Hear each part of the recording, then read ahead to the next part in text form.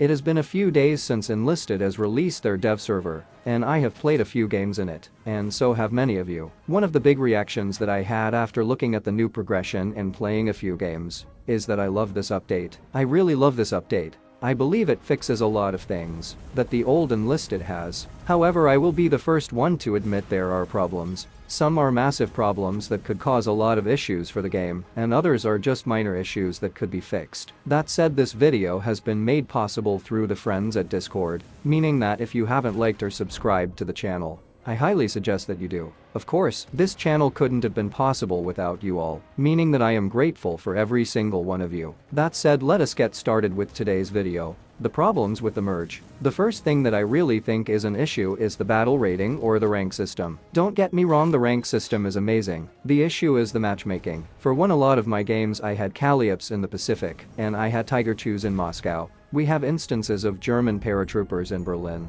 fighting Soviets who are at an inherent disadvantage since they don't have any paras. One of the biggest issues that a lot of creators had when the merge was announced was that they feared matchmaking would be an issue. Essentially, we do not want people with STG-44 facing people with only Mossens, since that's an inherent disadvantage. However, sadly that is somewhat happening. Due to the lack of players, Enlisted will have an extremely hard time balancing out games with players with similar tier stuff. The idea of matchmaking was to have players fight players with similar or faction equivalent weapons. For example, Soviet T-34 fighting German Panthers, American P-47 Thunderbolt fighting German Focke-Wulfs. However, as of right now it kinda feels like Soviet T-60s fighting German Tiger IIs, and German STG fighting American Springfields. Of course, the old Enlisted also had this problem, but the issue is that the Enlisted did promise to fix this, and the fact that due to the merge, some factions will just be inherently worse than others. For example, the Soviets don't have a single paratroopers squad. The Japanese are potentially facing American P-47s, and that is not even mentioning that Jumbo can potentially be facing Tiger IIH overall.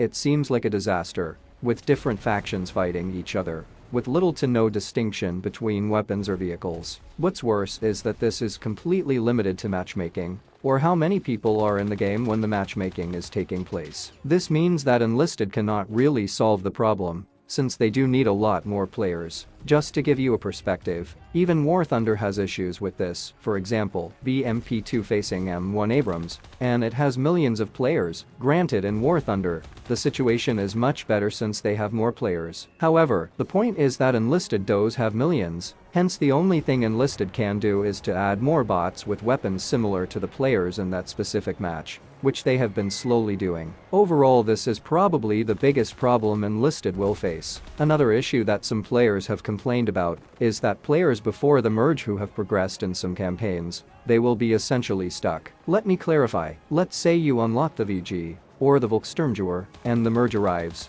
you get the update, and you are happy with it. But you soon realize that you cannot make any progress until you unlock all the weapons before the Volkssturmgewehr. Just to give you an idea of how many weapons you would need to unlock, you would need to unlock the MP-28, the MP-34, the Beretta M38, the Beretta M1918, the FNAB-43, the MP-38, and the Beretta M1. However, the worst part is that the new Enlisted removed the Volkssturmgewehr, meaning that Enlisted is probably going to give you the last received weapon, that being the MP-35I. Besides the fact that you might be slightly deducted, you cannot progress unless you have unlocked all those previous weapons, meaning you will be spending the first few weeks or even months unlocking those weapons. Overall, I do think this is a great idea for players like me, who have almost everything unlocked. But it's terrible for those who just started playing or those who haven't finished a campaign. This is because they will be forced to start the game again with what weapons they left off with. Of course, overall they will have a better time than a completely new player,